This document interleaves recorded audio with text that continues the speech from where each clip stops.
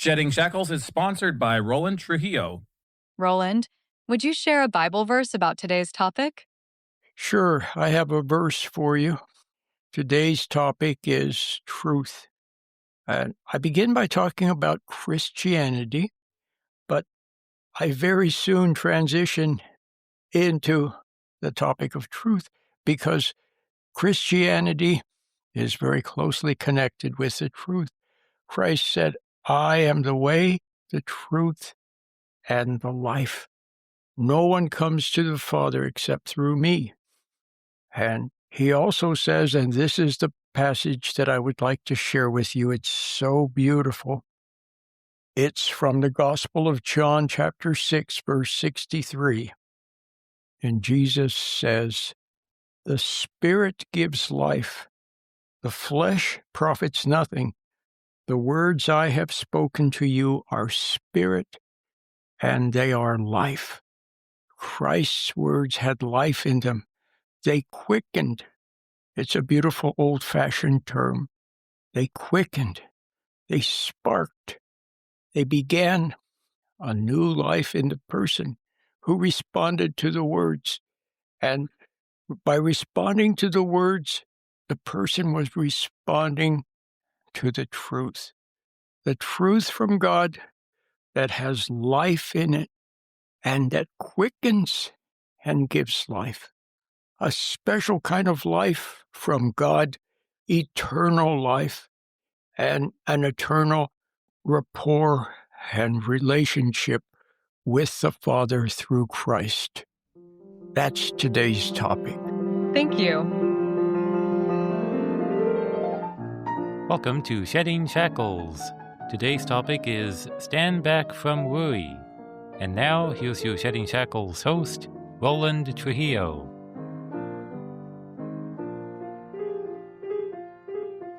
Hi, everyone. Welcome. Today I'm stopping by to talk about Christianity. What a beautiful thing Christianity is.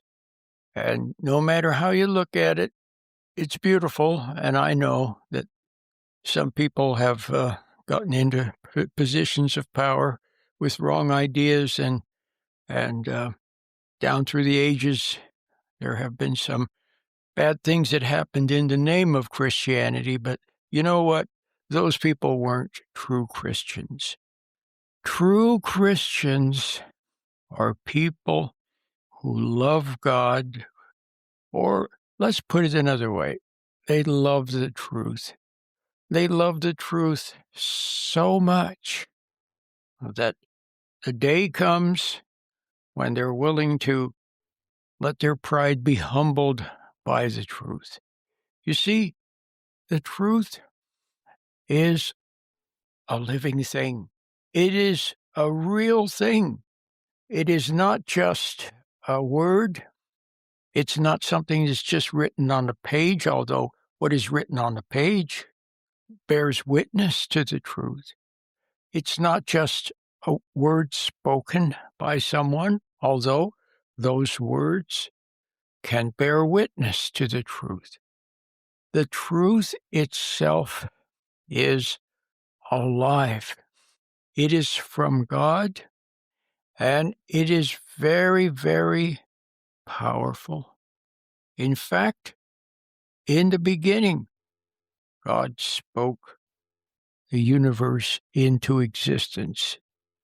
And everything that God does is true. And people who love the truth, see, the truth is a palpable thing. You can feel it when you tell a lie, for example, about somebody, and then afterwards you feel bad. You can feel it when you're speaking way too boldly about something that you really don't know anything about, or you're making something up and all of a sudden you feel a little bit of fear. You can sense it when somebody is doing something that's really wrong.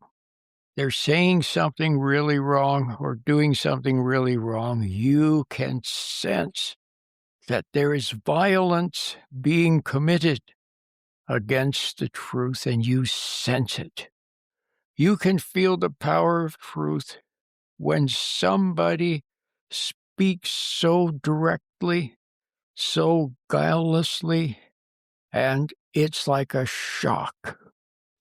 You maybe can remember some time in your life when you were standing there with somebody and you said something that was not true, and they suddenly said, "Liar, liar." You could feel it deep. It penetrated. You knew it when you were acting out, when you were doing things that weren't right, and somebody had the courage to tell you the truth. And they said it boldly and directly. They weren't pandering to you. They weren't trying to soften their words. They weren't trying to embellish their words. They just said the plain and simple truth to you about what you were doing, and it really struck you.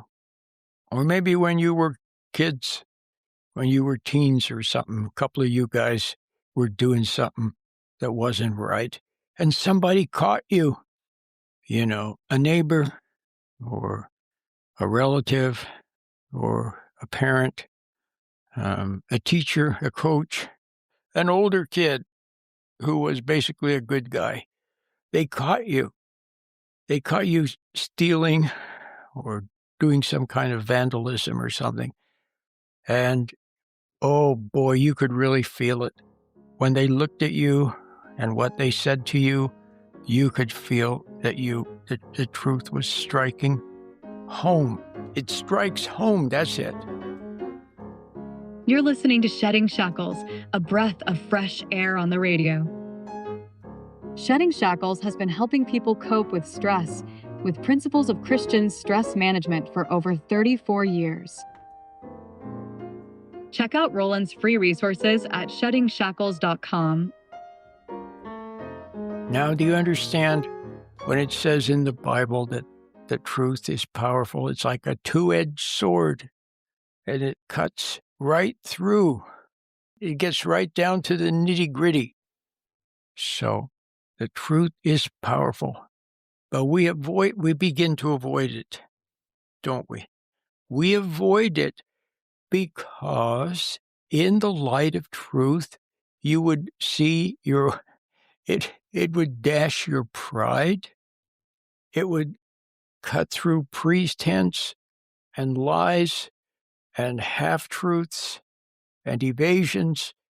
Sometimes the way somebody just looks at you, you're there and you're saying something, once again, it's not right, what you're saying. And you see, they're looking at you. They just look at you as if they were looking right through you, and you sense your own wrong in the presence of truth. Now, the truth is not their eye. It's not the particular way that they look at you, but it's the way they look at you makes you aware of the truth.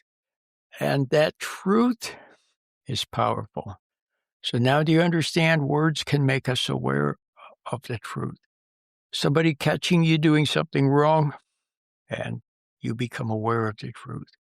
You yourself suddenly become aware of you're doing something that's not right.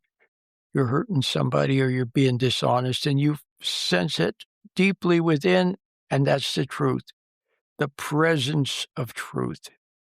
All right? So now, having said all of that, the Bible bears witness to what God has said and what he has done in history.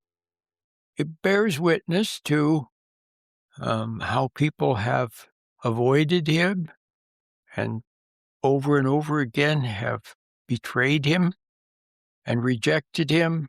The words written on the page of the Bible, they were inspired, and those are inspired words that bear witness to reality. So the truth is a very powerful thing, and you need to have the truth as an active agent in your life so that you are in line with it, you are coming from it, you respect it and love it, you bear witness to it. If you live according to this truth of which I speak from God, then your life bears witness to that truth. Now, if you don't live according to the truth, and you're messing up, or you're being phony, or you're lying, or you're deceiving, or you're being deceptive, or you're being selfish, and so on, then your life also bears witness to the truth in that you're wrong is clear for anybody who has eyes to see you're wrong, and then you pay the consequences for it, don't you? You bear the consequences, and those bear witness to the truth. All right, but wouldn't it be better to be aligned with the truth and then live from that truth? Then you would have no conflict with truth. See, when somebody catches you doing something wrong and they boldly point it out, and you know that you're wrong, you know it deeply, okay, then you sense some kind of a conflict between you and the truth, some kind of something out of whack. But if you were aligned with the truth, then there would be no conflict. Good. You wouldn't have conflict with God anymore. Yeah, you might have conflict with people in the world if you bear witness to the truth and speak up boldly and honestly and truly, they may not like it. All right, but you wouldn't have conflict with God.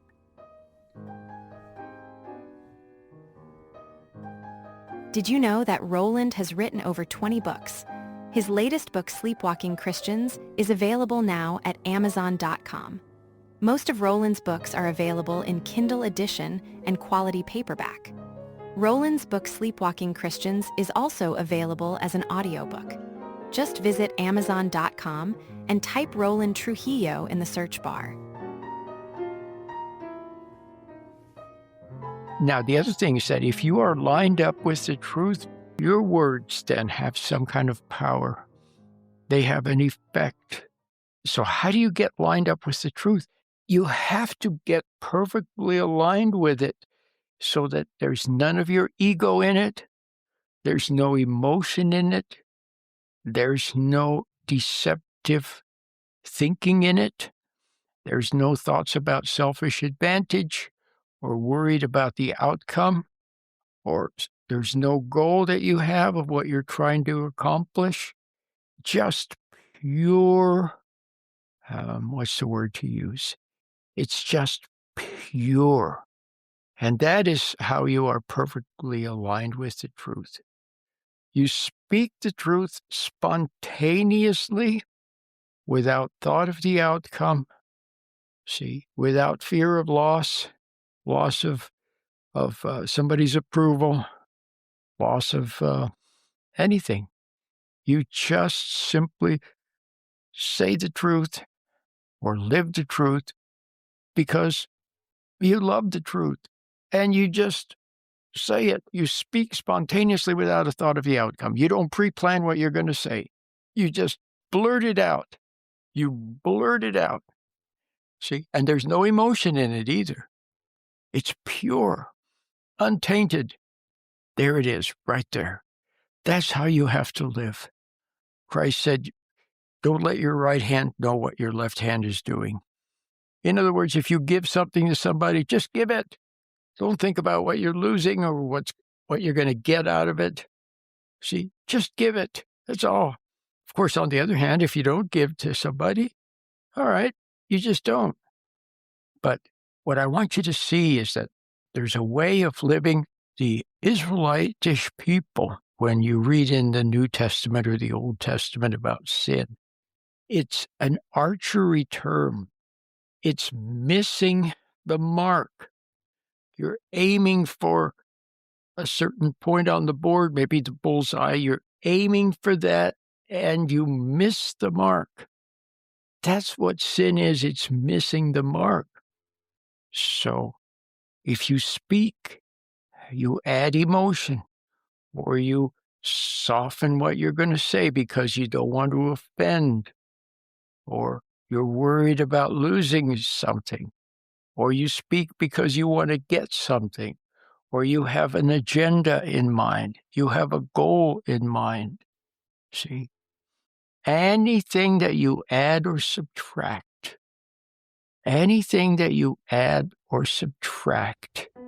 then it's not perfect. You miss the mark. You see? Speaking spontaneously is right. The Shedding Shackles Minute. I'm Jeremiah Trujillo. You stop running it through your intellect and speak spontaneously. The other person sees that and they respect that. They love that good in you, which is not you, it's from God. Because you want what is right more than who is right.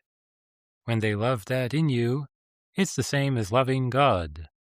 When your child grows up, the good they saw they respect and loved. And when they grow up, at some point they transfer that love to God. You awaken people to the light, and you awaken them to what's right. Find more inspiration for your day at sheddingshackles.com. You see, when I'm speaking here, I'm trying to convey something to you that is beyond words. And so sometimes I hem and haw a little bit, or I stutter a little bit, or I'm searching for the way to say something because I'm trying to put into words what is that, something beyond words. Today we're talking about the truth, how it's very powerful. It's like a two-edged sword. It cuts right to the quick. See, but for those of you who love the truth, it's also beautiful. You love hearing it. You love people that are honest and truthful, and you love justice. See?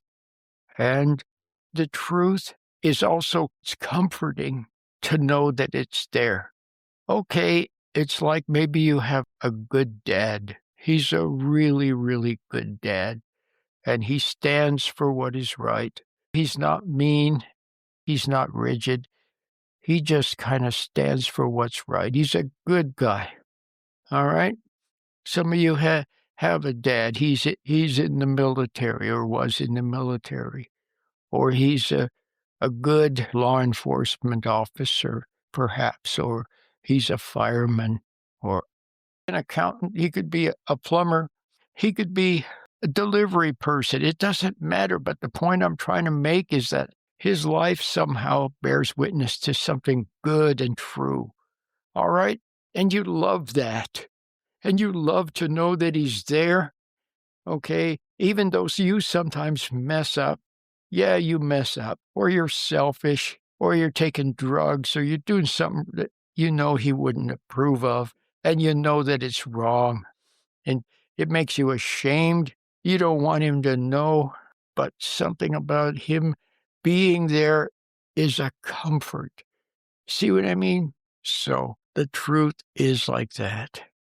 And so if you're aligned with it, you speak the truth, you live the truth.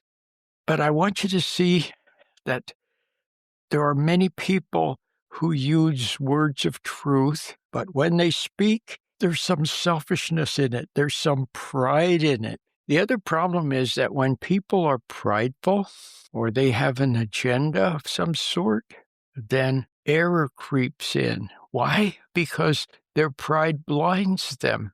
See, their pride somehow blinds them to the truth, and then they start to become a spokesperson for error, for wrong ideas, or emotions interfere.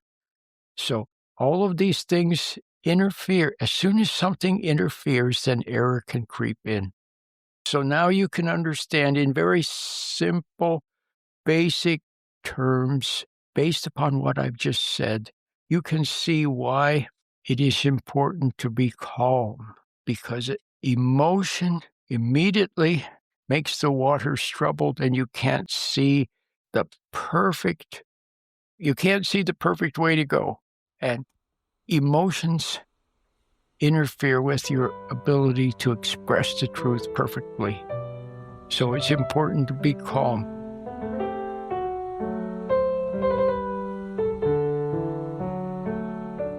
You're listening to Shedding Shackles with Roland Trujillo, Christian stress management on the radio for over 34 years.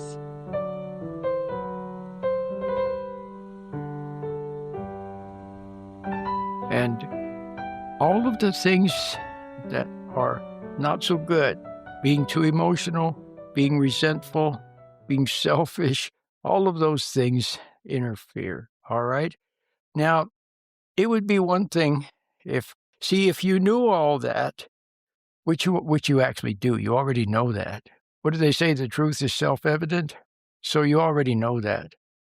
But if you were just left then knowing that and seeing that you're selfish, seeing that you're emotional, seeing that you become resentful, seeing that you become angry, see that you have an agenda, see that you're selfish, you would see all of that. Okay. But you wouldn't be able to change yourself because that's your nature. That's what you inherit. You inherit that from your parents all the way back to Adam and Eve.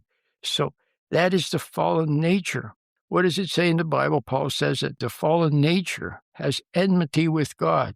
Adam fell away from God, and then he had to build defenses to protect himself from the truth and from reality and to try to get by in this sorry state, separated from God. So all these psychological mechanisms and denial and avoiding and evading and compensating, see, all of these things, all these substitutes for living in God's light, in his presence, in the truth. But ever so often somebody would come along, like a David, for example. David loved the truth so much. He loved it. And God said that David was a man after his own heart. See? Anyway, continuing with the thought, if we were left with this selfish nature without any hope of a change from it, it would be terrible. But God made provision for you to be able to have a new nature. He made provision for you to be able to start to align with the truth. He reaches out, and when somebody cries out to him, and their cry is sincere, it's without words. The cry of the soul is silent and without complaint. And God hears it, and he responds. And he draws near to you, and you sense the truth. But now you don't resist it anymore. And now, instead of resenting the truth, you admit it. And what is it? It's a humbling. It humbles the soul. It's called repentance, isn't it? It humbles the soul. And all the defenses are down. And you're just glad. You're glad to know the truth you want because you want to come clean. You just want to come clean. And God makes that possible. So all the things that he does, and he sent Christ, and all of these things make it possible for this lying, selfish self that you are stuck with right now to be transformed, just like a caterpillar can become a beautiful butterfly. God can make you into a beautiful butterfly. And it all begins with responding to the truth. What does it say? Faith comes by hearing, and hearing by the word of God. The beautiful words of Jesus awoke, quickened, brought back to life people who loved what he said and loved where he was coming from. It all begins with hearing and responding to the truth. All right? Let it permeate your being. Let it penetrate instead of always fighting it off. See, And besides, it's just this prideful nature. It's not even your own prideful nature. Whatever this prideful nature you have is, it's not your own either. But the truth is powerful. It can humble the pride. It can cut through all the fog. It can clarify. It can do all kinds of wonderful things when you are willing to admit some things instead of always denying the truth and fighting it and trying to save this pride that you have, this ugly pride. See, just know the truth and let that pride be humbled a little bit.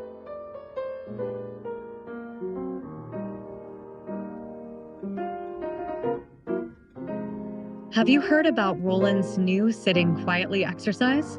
You all know biofeedback for calming down and de-stressing. Well, that is what Roland's sitting quietly exercise is. But Roland says that it is also very spiritual, and the spirituality is in its simplicity. Why not check it out? Just go to sheddingshackles.com and look for sitting quietly. Do you have a friend or someone in your family who is stressed out and who you think might benefit from a little stress management exercise? Why not have them check out Sitting Quietly? Just go to sheddingshackles.com and look for Sitting Quietly. Yeah, give it a try. Couldn't hurt. When you're calmer, it's easier to pray. Let's put it that way. When you're not upset, it's easier to find patience. And it's easier to say what is wise instead of saying the wrong thing. The sitting quietly exercise is very, very simple. It's sitting quietly and learning to be still with your soul. And sitting quietly will get you started. And some of you like to put one toe into water. So, yeah, try the sitting quietly exercise, and then you could graduate to the regular meditation if you like. So that's today's program. Oh, and it's totally free, of course, totally free. Until next time, Lord willing, and the creek don't rise. I'll see you then. Bye-bye.